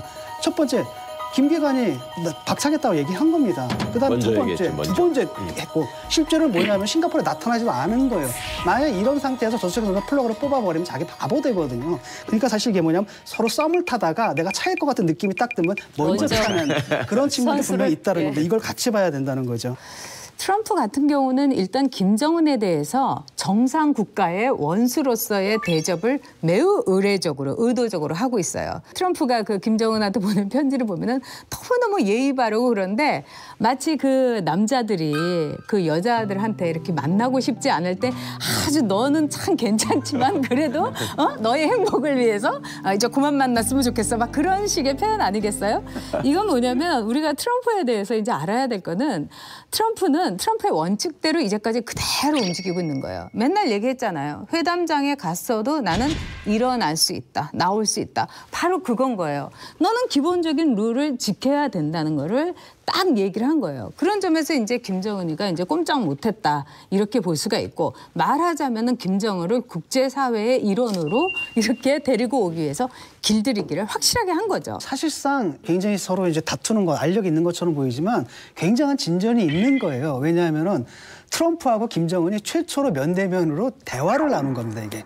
그리고 우리 문재인 대통령이 얘기한 것처럼 이제는 이제 단계가 둘이 풀어야 할 단계다. 사실 중재자로서 할 수 있는 것이 많지는 않잖아요. 여기까지 끌고 온 것까지가 자기의 역할이었고 이제부터는 정말로 둘이서 풀어야 할 단계다. 이렇게 말씀을 하셨는데 그게 지금 시작됐다고 봅니다. 북한이 오판한 게 트럼프가 중간 선거 때문에 이 북미 정상회담을 반드시 선거 이끌어낸다 강박관이 있을 것이다. 네. 제가 지난번에 이런 이야기 했어요. 많은 전문가 이야기합니다.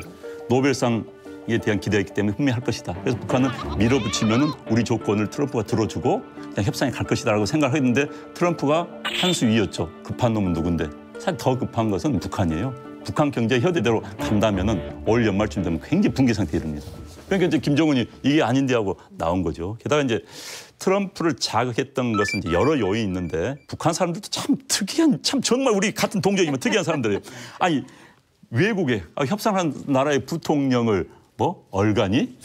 얼간이라고 하고 뭐 이런 식으로 욕을 하니까 딱 2시간 만에 보고 거기서 결정했다는 거 아닙니까? 트럼프가 이런 이야기했죠. 당신들이 그걸 보니까 당신들이 굉장히 분노하고 있고 우리 비난하는 거 보니까 그런 자세는 할 수 없다. 이야기 딱 한 겁니다. 펜스 대통령을 비난했던 게 굉장히 트럼프가 야 안 해 라고 결정하는 중요한 계기였다고 생각이 됩니다. 최 변호사님은 어떻게 분석하셨어요? 왜 그랬을까요? 뭐 부통령한테 무례하게 했다 혹은 뭐 풍계리 실험장에다가 전문가 보내라고 그랬는데 약속을 안 지켰다 이런 건 그냥 핑계인 것 같고 제 느낌은 그냥 야 이게 선수들끼리 맞붙었는데 원장님 말씀처럼 내가 너한테 고수라는 걸 한번 보여줄 거야. 신경전 같은 거죠. 네, 그러면서 그냥 이게 나는 일단 구속자들도 한번 데려와서 쇼 한번 멋지게 했고 저기 핵실험장은 이제 폭파시켰고 네가 좀 어쨌거나 나한테 몇 가지를 내놓은 상황에서 너한테 내가 한번 물을 먹이면 굉장히 곤란해질 걸 협상이라는 거 이렇게 하는 거야 이러면서 특유의 그 장사꾼 기질이 발동해가지고 한번 데리고 놓은 것 같아요. 그러더니 또 뭐 김계관이 사실 뭐 이렇게 입장을 발표했을 때 그것도 우려하는 사람도 있었잖아요. 그거 차관밖에 안 되는 사람이 또 하는 게 맞냐 뭐 이런 얘기가 나왔는데 그거에 대해서 또 트위터로 뭐 아주 따뜻하고 뭐 좋은 말이다 이런 얘기를 하는 거 봐서 야 이거 진짜 선수구나. 이거 6월 12일 날 정말 다시 할 수도 있겠구나. 그런 생각이 제가 들었습니다. 보기에는 6월 10일 합니다. 그럴 것 같아요. 그렇게 보세요? 저는 이게 메시지 관리 차원의 문제라고 하면 여러분들이 말씀하신 게 맞는데 좀 더 복잡한 문제가 있을 수도 있다. 이 부분을 정확하게 짚은 게 정세현 전 통일부 장관인 것 같아요. 이분이 대통령이 트럼프 만나고 돌아왔을 때 이게 심각하다는 얘기를 제일 먼저 하셨었어요. 네. 트럼프 쪽에서 의제 설정 자체가 안 되는 겁니다. 정리가 안 된 것 같아요. 그러니까 미국의 입장이 리비아식이냐 아니면 이제 뭡니까 살라미식은 아니다 하더라도 이제 단계적 해법이냐 일괄 해법이냐 여기에 대해서 미국의 입장이 정해지지가 않았는데 지금 셋이 나오는 것 같아요. 그런데 볼턴하고 펜스는 리비아식이에요. 계속 그 얘기를 하는 거죠. 그래서 북한의 심기를 건드렸던 부분이 있는 거예요. 그다음에 이제 폼페이오 같은 경우에는 그게 아니라 사실상 물리적으로 불가능하기 때문에 단계적으로 가야 된다. 이 두 개가 좀 정리가 안 된 거예요. 그래서 이제 북한하고 줄다리기 하는 가운데 일단 볼턴이 먼저 저지른 거죠. 그러니까 처음에 CBID 하다가 PBID까지 간 겁니다. 그래가지고 하니까 김계관이 이제 성명을 낸 거죠. 우리가 그러면 박탈 수도 있다라고 하니까 그때 트럼프가 오히려 볼턴을 또 자제시켰어요. 너 지금 찌그러져 있어라. 이게 자제시켰단 말이죠. 그러니까 북한 입장에서 이제 한 놈 남은 겁니다. 이제 펜스. 이 제만 딱 제거하게 되면 폼페이오랑 얘기할 수 있다는 겁니다. 그래서 다운을 시킨 거예요. 최선희가 사실 김계관 아래거든요. 그걸 의미하는 바는 우리 판 깨고 싶지 않다. 하지만 기분 나쁘니까 쟤마저 좀 정리를 좀 해줘. 라고 얘기를 했는데 트럼프가 이제 그냥 되치기를 해버린 거라는 거죠. 그러다 보니까 이런 상황이 왔는데 지금도 문제가 뭐냐면 이 의제 설정이 좀 끝난 게 아닌 것 같아요. 그래서 뭐 6월 12일 날 또다시 정상회담이 될지 몰라도 그 과정이 우리가 생각하듯 이렇게 쉽지는 않을 것 같아요. 마지막 안을 놓고 지금 정리가 안 된 겁니다. 정리 안 된 건 이거겠죠. 기본적으로 북한은 비핵화를 한 다음에 그다음에 경제 보상, 체제 보장한다면 만약 비핵화를 한 다음에 안 해주면 어떨 거야? 예. 우리 무기가 다 사라지는데. 그러니까 야 뭔가 중간중간 주고 이거 해야 되는 거잖아. 이제 이런 입장일 거고 미국은 야 니네 지난번에 말이야 하나 하니까 또 주고 하나 하니까 또 주니까 받아먹고 나는 결국 가장 중요한 비핵화 안 해버리더만 내가 니를 어떻게 믿어. 이 싸움이 지금 가장 큰 거. 일괄이냐 단계냐. 그렇죠. 예. 그런데 이제 트럼프 세법이라는 것은 단계를 하되 그 일괄이나 마찬가지로 기간을 압축시켜버리는 거예요. 실질적으로 과거 뭐 2년 3년이 아니라 짧은 기간에 딱 압축하되 한 단계 정도 준 거 한번 주고 그걸 압축하자. 뭐 이런 식의 이제 트럼프 안을 내놨는데 받아들일 용의가 있다는 걸 이번에 보여준 거예요, 사실. 그래서 저는 아마도 어느 정도 정리가 되지 않을까. 그래서 김정은 입장에서 보면 본인 스스로 또 통풍 결정을 했다면서 광고를 하고 나오지 않을까 생각 들어요. 이 회담 취소가 한국에게는 무례했다라고 이제 진 교수님 잠깐 언급해 주셨었는데 사실 트럼프가 취소 결정한 시점이요. 한미 정상회담 직후였단 말이죠. 그래서 사실은 문 대통령에게는 뭐 시차 적응할 시간도 주지 않았다는 점에서 굉장히 야속하다. 한국당하고 바른미래당에서는 중재설에 문제가 있는 거 아니냐. 한미 회담 굉장히 잘 됐다 하더니 뭐 이상 신호 있었던 거 아니냐. 이런 의구심을 나타냈거든요. 그 부분은 어떻게 보십니까? 청와대가 굉장히 곤혹스럽습니다. 우리 측에 미리 알려주지를 않고 직전에야 백악관에서는 비밀 누설 때문에 미국 의회에도 알려주지 않고 동맹국에게도 직전 알려줬다. 그렇지만 우리는 또 상황이 틀리잖아요. 그래서 얼마 전에 나온 뉴욕타임즈 보도를 우리가 주목할 필요가 있습니다. 뉴욕타임즈에 이런 이야기가 나왔어요. 청와대는 물론 부인했습니다. 트럼프가 문재인 대통령에게 당신 지난번에 했던 이야기하고 이번에 다르잖아. 북한 하는 게 다르잖아. 라고 했다는 거예요. 그 이야기는 뭐냐. 문재인 대통령이 트럼프한테 가가지고 진짜 보니까 걔들 다 폐기하고 정말 베트남식으로 해가지고 자국의 경제 건설을 하기 위해서 나설 것 같다. 진짜 김정은만이 신뢰성을 가지고 믿어도 될 것 같다라고 했을 것 같고. 근데 트럼프 이제 협상해보니까 이게 아니거든. 그러니까 문재인 대통령에게 야 지난번에 당신이 이야기했던 거 좀 틀려. 이런 이야기 저는 떼쓸 수 있다고 봐요. 그러니까 이제 중개인들의 문제가 그겁니다. 다 좋게만 이야기해야 되잖아요. 거래가 이루어지려면은. 이번에 청와대에서 굉장히 뭐 홍보를 많이 했던 게 처음으로 단독회담을 한다. 제치고 한다. 이 말은 뭐냐면 볼턴 제치고 한다는 이야기예요. 볼턴 옆에 있으면 굉장히 트럼프 조언하면서 강경 발언할 것 같으니까 이제 우리가 이랬겠죠. 우리 둘이만 만약 이야기하자. 통일만 이야기하자. 볼턴 빼고 우리 보좌관 빼고. 어제 단독회담을 시도를 했는데 시간이 21분밖에 안 한 거예요. 30분을 계획됐는데 21분이라면 통역 포함하면 딱 10분 했다는 소리예요. 10분 동안 무슨 이야기 합니까? 사실 이중된 상황을 놓고. 그러니까 단독회담 자체가 굉장히 좀 머쓱하게 돼버린 상황이죠. 그리고 나서 기자회견 할 때도 뭐 이 이야기 아니라 미국 국내 문제 이야기를 해버렸고. 그러니까 단독회담 자체는 머쓱하게 돼버린 그런 상황에서 한국이 귀국했는데 하자마자 또 북미 정상회담 취소를 발표해버리니까 대통령이 그랬다면서요. 입단속, 함구령. 괜히 본인 의견 내지 말아라. 더 이제 공국에 빠진 게는 정우영 실장이에요. 본인이 트럼프 만나러 가는 비행기 석상의 기자들 앞에 천만다행히 100% 아니라고 해서 99.9%는 성사된다 했는데 0.1%가 터져버린 겁니다. 그래서 정우영 실장도 지금 굉장히 공공한 그런 입장에 놓여 있는 거죠. 그러니까 청와대가 이제 남북대화 나오게 하고 뭐 이런 과정 같은 거는 참 저는 잘했다고 생각해요. 그런데 문제는 뭐냐면 외교라는 거는 상대가 있는 거고 문재인 대통령하고 이 트럼프하고 회견을 하는 걸 보고 저는 너무 놀랐어요. 그때 이제 포토타임으로 사진만 찍으려고 하는데 기자가 그냥 한마디 던지니까 보통 그래도 기자 한마디만 하고 얼른 이제 단독회담으로 가든지 정상회담으로 가는데 거기서 아예 그냥 판을 벌려놓고 트럼프가 무려 이제 34분을 얘기하고 있는 거 아니에요. 그리고 이제 우리 대통령은 답변도 그냥 딱 그 질문도 2개인가 그거밖에 받지 못하고. 근데 거기에서 이제 트럼프가 굉장히 중요한 얘기를 많이 한 거죠. 북한에 대해서도 그렇고 뭐 우리는 뭐 안 할 수도 있다. 이미 그때 얘기를 한 거야. 안 할 수도 있다. 근데 문재인 대통령한테 이제 하니까 문재인 대통령은 어쨌든 잘해보자라는 솔직히 일관된 얘기를 했는데 트럼프가 뭐라고 하냐면은 통역할 필요 없다. 이미 내가 들은 거다. 굉장한 결례인 거예요, 이거는. 근데 여기에 대해서 청와대에서는 뭐라고 했냐면은 이미 내가 들은 것이니 통역할 필요가 없다가 하는 게 아니라 좋은 얘기이기 때문에 통역할 필요가 없다. 그래서 저는 이 청와대에서 문재인 대통령을 보좌하는 사람들이 국익을 위해서 특히 문재인 대통령을 위해서 제대로 보좌할 필요가 있는 것 같아요. 그 외교 안보 역량은 정말로 말씀처럼 최악의 상황을 항상 대비할 수 있어야 되고 정말 치밀하게 준비해야 되는 게 맞는 것 같은데요. 그럼에도 불구하고 저는 대한민국 국민의 한 사람으로서 하여튼 트럼프한테는 되게 유감스럽습니다. 어떻게? 저도 유감스러워요. 한 나라의 대통령을 데려다 놓고 장난친 거잖아요, 이게. 그러니까 그런 짓은 좀 본인을 위해서도 다른 정상들도 이제 트럼프 믿겠어요? 무슨 짓을 할지 모르는데. 근데 트럼프가 그런 거 된다. 호주 수상하고 통화하다가 갑자기 끊어버렸어요. 그 짓도 했죠. 예. 그러니까 뭐 트럼프의 그건 뭐. 근데 이제 문재인 정부가 이건 있어요. 국가 운영의 핵심은 위기 관리입니다. 좋은 건 누구나 다 해요. 근데 위기 관리를 하려면 최악의 상황에 상정해야 되는 겁니다. 근데 이번에 너무 북한의 선의에 너무 의존했어요. 잘 될 것이다. 뭐 잘 되면 좋죠. 너무 희망적 사고를 가지고 이번을 대하지 않았느냐. 북한도 나름대로 생존을 위해서 온갖 머리를 굴리는 거 아닙니까? 뭐 미국도 마찬가지고. 그런데 우리는 너무 잘 되겠지. 너무 희망적 사고를 가지고 하다 보니까는 중간에 이런 틀이 벌어지지 않았겠느냐. 역시 국가의 운영의 핵심 위기 관리다. 그런 능력을 보이는 게 중요하죠. 능력 있는 분이 계속 그 안에 계셨으면 안 그랬을 것 같은데 자유한국당도 이번에 좀 하여튼 실수를 했어요. 맨 처음에는 선거 때문에 날짜 6월 12일로 잡아달라고 사정했다고 막 그러더니 이번에 없어지니까 그러면 왜 그건 트럼프한테 고맙다고 안 하는 거야. 그러고서 그전에는 또 막 찾아가서 만나고 편지 쓰겠다 막 그러고 이거 북한을 믿지 마라 하면 안 된다 막 그러던 사람들이 막상 또 이제 트럼프가 안 한다고 하니까 그 청와대에다 내가 준비 잘하라고 했는데 왜 제대로 못했어. 그쪽에서는 그런 말씀을 못 하실 것 같아요. 원장님처럼 좀 점잖게 인정할 거 인정하면서 야 그래도 나라를 운영해가는 사람들이 이렇게 했어야지. 이게 우리 국민들이 바라는 품격 있는 야당의 모습 아닐까. 홍준표 대표의 이번에 역할에 대해서 좀 한마디 하고 싶은 게 문재인도 속았고 트럼프도 속았다. 이런 식의 의식을 가지고 사실 야당을 끌고 가고 있다는 게 좀 안타깝고요. 지금도 보게 되면 이 북미 회담 문제라든지 이랬을 때 사람들이 언론이라든지 나와가지고 발표하거나 그 조언을 구하는 그 전문가 그룹들을 보게 되면 그쪽 사람들 하나도 없어요, 지금.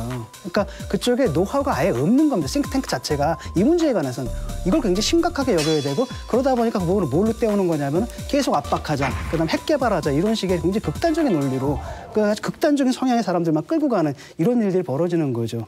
이번에 이제 트럼프의 어떤 이거를 해프닝으로 봐야 될지 중국까지 겨냥한 정말 누구는 뭐 1타 3피였다 뭐 이런 말까지 하는데 그동안에 우리는 너무 북한에 대해서 막말하고 우리 뭐 수틀리면 막 막말을 하는 거에 대해서 우리는 면역성이 생긴 거 아니겠어요? 근데 과연 그것이 옳은 일인가? 이번에 트럼프는 이거는 이제 참을 수 없다 이런 거 아니겠어요? 그리고 풍계리에서도 민족끼리 이렇게 해보자고 했으면은 신뢰를 보여줘야지. 우리 기자들을 그렇게 애를 먹이고 그렇게 뭐 좋은데 부르는 것도 아닌데 이렇게 애를 먹이는 이제 북한에 대해서도 우리는 정말 할 말은 해야 된다 이렇게 보고요. 우리도 이번에 외교 이 특히 북핵 문제에 대해서는 좀 재편을 할 필요가 있습니다. 그러니까 널리 인재를 구하고 또 경험 있는 사람을 아니 지금 여기서 뭐 우파가 있고 좌파가 있겠어요. 한반도의 평화 정착이 사실 굉장히 뭐 어려운 일이다. 예, 더 느끼게 됩니다. 이게 북미가 서로 신뢰하는 것을 바탕으로 중재 역할을 우리가 담당하고 있기 때문에 또 그 문제를 어떻게 풀어갈지 거기도 좀 과제로 남기도 한 것 같아요. 예. 사실은 지금 뭐 북한하고 미국하고 주고받은 게 레토릭의 전쟁이었다면 사실 큰 문제 아니에요, 그거는. 근데 그 레토릭의 전쟁이 어디서 나왔냐면 제가 볼 땐 의제 조율의 어려움에서 나온 거거든요. 쉽게 말하면은 서로 유리한 고지를 차지하다가 쉽게 말하면 아직까지도 트럼프식 해법이라고 하는데 이 트럼프식 해법의 정체가 불분명하다는 거예요. 거기서 서로 유리한 삿바싸움을 하다가 지금 레토릭의 전쟁까지 벌어진 건데 그러니까 북한에서는 지금 미국을 의심하는 겁니다. 트럼프가 보니까 예컨대 폼페이오 굿캅 그다음에 저 볼턴 배드캅 그래서 이렇게 이용하면서 우리를 갖다 쪼이는 게 아니냐 이런 의심을 좀 하는 것 같고 그러니까 사실상 리비아식 해법들을 계속 우리한테 강요할 수도 있다는 의심이 있는 것 같고 말은 트럼프식이지만 경우에 따라서는 이렇게 바꿀 수도 있다는 거. 그다음에 또 한편으로는 미국의 입장에서는 제가 중국 갔다 오더니 중국하고 얘기된 거 중국도 좀 의심스러운 거예요.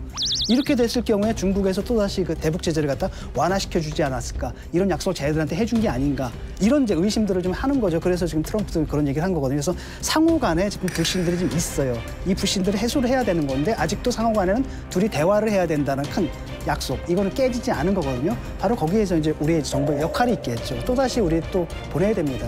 저 하트라인도 가동하고 또 저 특사도 보내야 되고 이런 식으로 해가지고 그 중간에서 상호 신뢰를 할 수 있는 가교를 좀 놔주는 역할들 여전히 중요하고 어떤 면에서 더 중요해졌다고 할 수가 있는 거죠. 그러니까 우리 정부가 그냥 있으면 안 된다는 말씀 많이 공감이 가요. 저 이 상황이 그런 거 아니에요? 이제 우리가 어찌 보면 소개팅을 시켜줬는데 둘이 카톡 주고받다가 싸운 거예요. 그래갖고 사실 헤어질 마음은 없는데 네가 먼저 나한테 전화해 뭐 이런 상황이니까 중간에 그러면 주선자가 가가지고 또 이렇게 양쪽에다 연락해가지고 야, 그 마음이 그게 아니라는데 너네 한번 다시 그래도 얘기해봐. 잘 사귀면 또 뭐가 있을 거야. 이런 역할. 문재인 대통령 입장이 굉장히 어려운 건 압니다. 중개인이 굉장히 어려워요. 그러나 아주 솔직하게 있는 그대로 전달하지 않으면 오히려 오해를 삽니다. 그리고 이제 문재인 대통령 또 우리 정부 또 우리나라 전체가 우리는 북한 문제가 단순 핵 문제가 아니에요.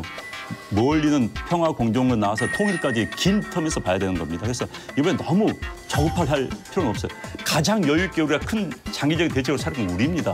북한은 경제 문제 급하게 나와요. 미국은 핵 문제 급하게 나옵니다. 우리는 통일 문제까지 크게 봐야 되는 거예요. 그러니까 우리가 오히려 여유를 가지고 성사시키고 그러니까 여유를 가지고 장기적 플랜을 제시하고 이래야 되는 겁니다. 우여곡절 끝에 북미 정상회담이 다시 열리기로 결정이 됐습니다. 아, 정말 잘 된 거죠. 그리고 또 이런 우여곡절을 겪으면서 네. 또 서로에 대해서 이해도 하고 그다음에 김정은도 국제사회에서는 그렇게 막 험한 말, 막말 욕하고 이러면 안 된다. 점잖게 내용을 얼마든지 담아도 되는 거예요. 점잖은 말로 외교적인 용어로. 그러니까 그런 걸 김정은도 알았으니까 김정은도 변했을 거고 또 트럼프로서는 이 북미 회담을 통해서 얻을 거에 대해서 차곡차곡 아마 쌓아갈 거예요. 트럼프도 좀 더 준비가 되지 않았을까 싶어요. 그런 점에서 잘 됐다 이렇게 봅니다. 네. 그거 막 딴 나라 대통령 트위터를 신경 쓰느라고 사람들이 새벽잠을 설쳤다 이런 분들이 많았는데 이제 그거 안 해도 돼서 다행인 것 같고 작가님 말씀처럼 이제 서로 좀 실수하고 볼 거 안 보여줄 거 다 보여줬으니까 좀 어른스럽게 만나서 좀 잘했으면 좋겠고 네. 그 와중에 고생한 또 우리 정부에 대해서도 또 아낌없이 성원해줘야 될 것 같습니다. 네.